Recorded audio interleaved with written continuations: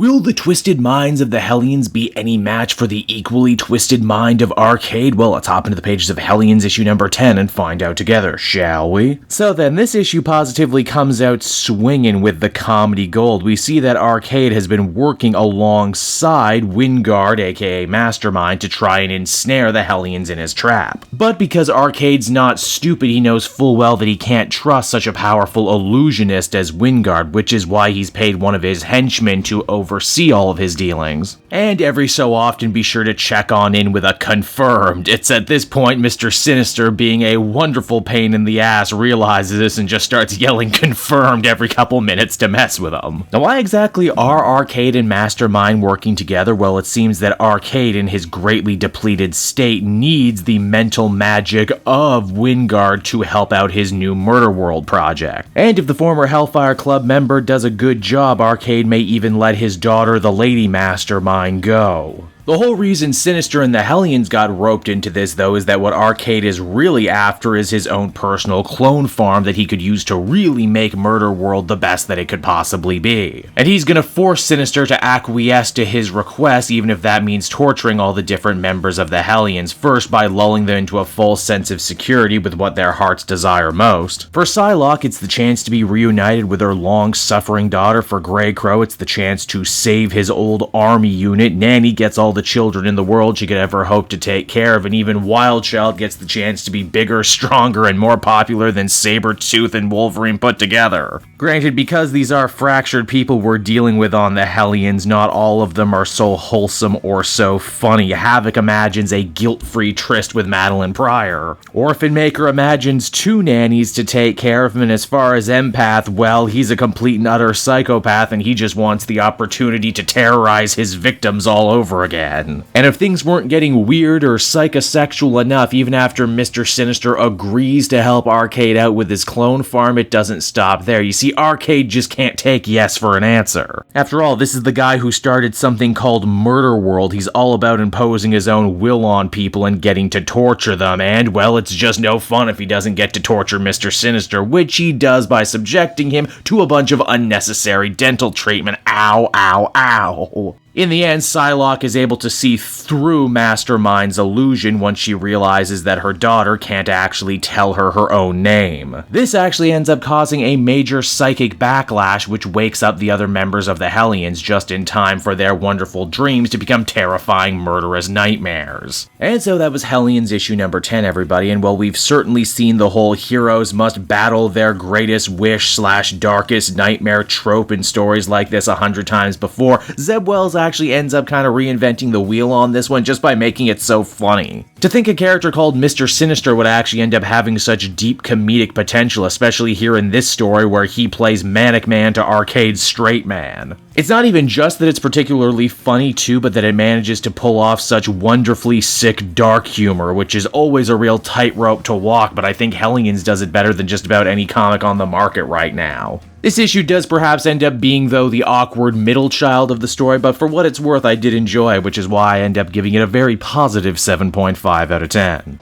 Hey there everyone, it's your old pal Cape Joel again, thanking you so much for watching to the end of the video. I hope you enjoyed it, and if you did, why not check out my Amazon link down in the description. Yes, that's right, the Cape Joel channel officially has its own Amazon storefront now. You can pick up a comic or anything else for that matter, and if you did, you'd really be helping me in the channel. So with that out of the way everyone, I will see you again next time. Bye-bye.